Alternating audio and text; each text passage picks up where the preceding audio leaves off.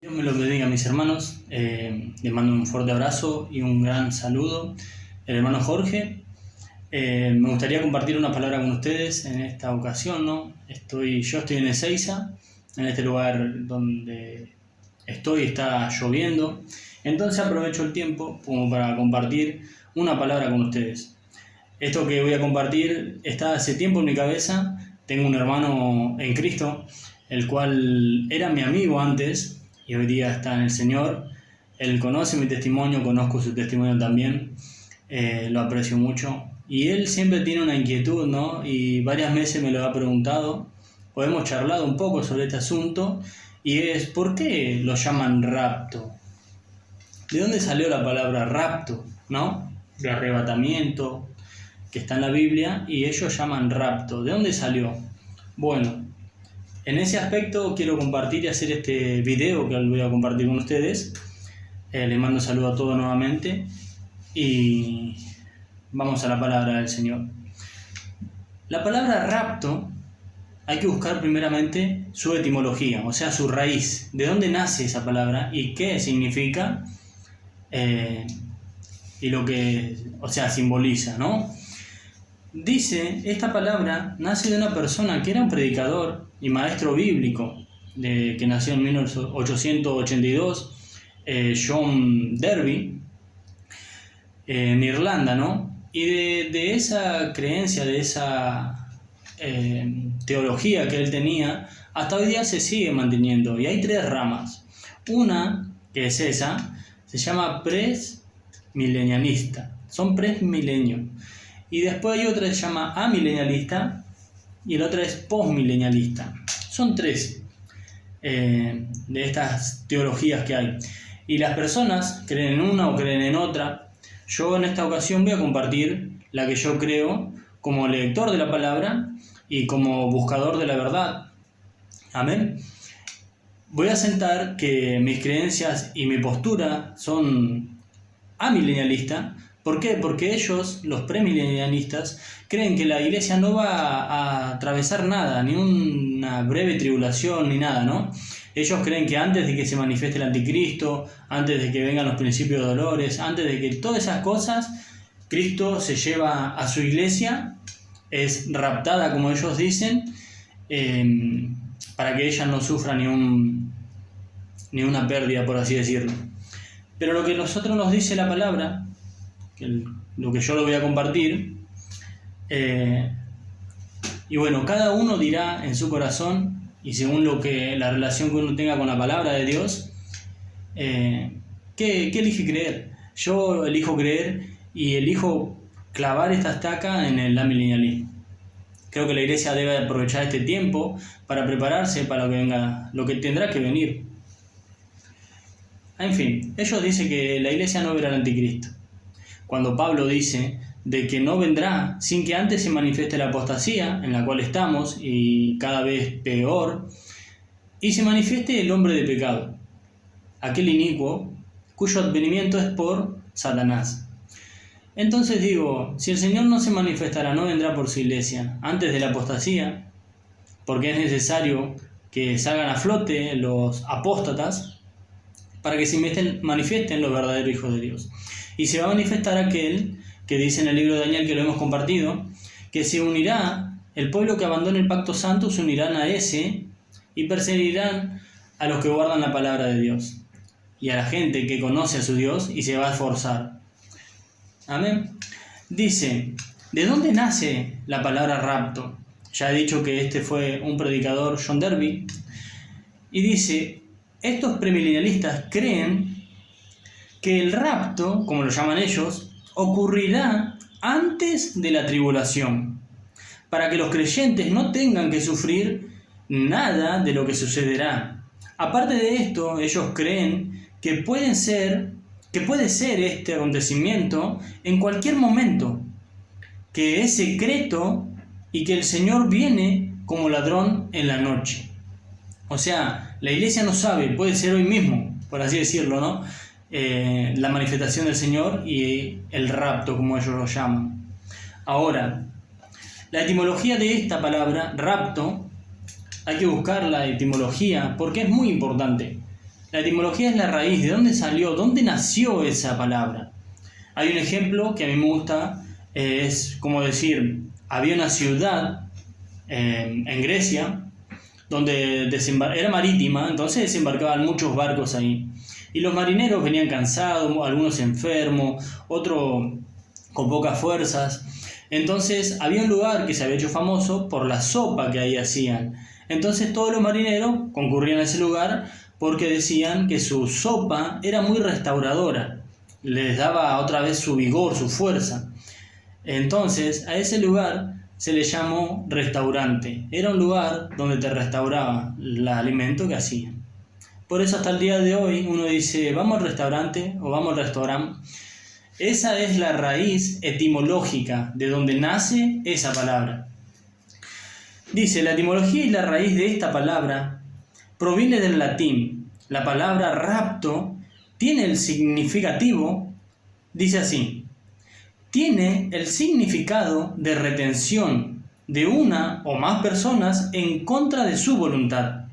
Punto. Delito en el cual se sustrae o se retiene a alguien por medio de la fuerza en contra de su voluntad.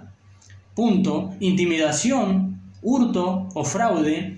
Ese es el contenido de la palabra rapto. Creo que no concuerda con lo que es el arrebatamiento, aunque son palabras que pareciera que son lo mismo, pero no lo es. Los premilenialistas creen que la iglesia no atravesará ni un dolor de parto, aunque somos hijos, y esas cosas, ¿no? Yo voy a iniciar compartiendo de Mateo. Voy a compartir esto acá que dice, es una perspección de los últimos tiempos, una perspectiva de los últimos tiempos, que sostiene que el reino de Dios está siendo extendido ahora en el mundo por medio de la predicación del Evangelio y el trabajo salvador del Espíritu Santo en los corazones de los individuos. Punto. Que el mundo será cristianizado. Esto me parece raro. Que el mundo será cristianizado y el regreso de Cristo ocurrirá después de un largo periodo de justicia y de paz llamado milenio. Esto es completamente contradictorio a lo que dice la Biblia, porque dice que cuando ellos digan justicia y paz, vendrá de repente, dice, destrucción repentina, y no escaparán. Y ahora vamos a compartir ese versículo en el contexto en el cual habla. Amén. Jesús en Mateo 24, que es un capítulo muy compartido en estos tiempos, él dijo, entonces los entregarán a tribulación. Creo que solamente con eso ya no hace falta mucho más para compartir. Y os matarán y serán aborrecidos de todas las gentes por causa de mi nombre. O sea, si la iglesia no está maca, al musulmán no lo van a odiar por causa del nombre de Jesús, si ellos no creen. Los católicos tampoco, porque ellos no tienen el Espíritu Santo para poder retener esa convicción de mantener firme el testimonio del Señor y la palabra de Dios. O sea que eso ya refuta, por así decirlo, esto que ellos creen. Versículo 10. Muchos tropezarán y entonces se entregarán unos a otros. Y unos a otros se aborrecerán. Creo que ya podría apretar y cortar el video como para ya entender de que la iglesia va a atravesar un tiempo difícil, un corto periodo del cual habla el Apocalipsis. Voy a compartir el versículo 48. ¿Y por qué digo esto? Ellos dicen que vendrá como ladrón en la noche y no sabemos ni el día ni la hora. Y eso está bien, pero está mal tomado en el contexto en el cual ellos lo han tomado. Dice, versículo 48 de Mateo 24, pero si aquel siervo malo dijere en su corazón, mi señor tarda en venir, y comenzara a golpear a sus consiervos, y aún a comer y a beber con los borrachos, vendrá el señor de aquel siervo en el día en que éste no espera, y a la hora que no sabe, y lo castigará duramente. Y pondrá su parte con los hipócritas, y allí será el lloro y el crujir de dientes. Este siervo que él habla se desvió, como muchísimos en este tiempo, lamentablemente, es triste, pero es así. El mundo será evangelizado cuando el mundo cada vez acepta menos. Ya prácticamente ni conocen al Señor Jesucristo, ni en la iglesia lo conocen. Ya no saben el carácter de Dios, qué es lo que Él quiere para nuestras vidas en esta tierra mientras estamos en este cuerpo. Voy a seguir compartiendo algunos versículos más, que está en Segunda de Pedro, sobre esto. Segunda de Pedro, para que contradice obviamente la Biblia en muchas creencias de esto que es el premilenialismo. En el capítulo 3 de Segunda de Pedro, versículo 10, dice la palabra del Señor: pero el día del Señor vendrá como ladrón en la noche, en el cual los cielos pasarán con grande estruendo, y los elementos ardiendo serán deshechos, y la tierra y las obras que en ellas hay serán quemadas. El Señor viene como ladrón en la noche. Dice acá mismo en Pedro, ¿no? Pero ¿para quién viene como ladrón en la noche? Ahora vamos a compartir unos versículos más y vamos a ver quiénes son esas personas que los tomó por sorpresa, que no estuvieron velando y que fueron siervos infieles. Voy a pasar a Apocalipsis. En el capítulo 16 de Apocalipsis, voy a compartir el versículo 15, porque el Señor dice: He aquí vengo como ladrón.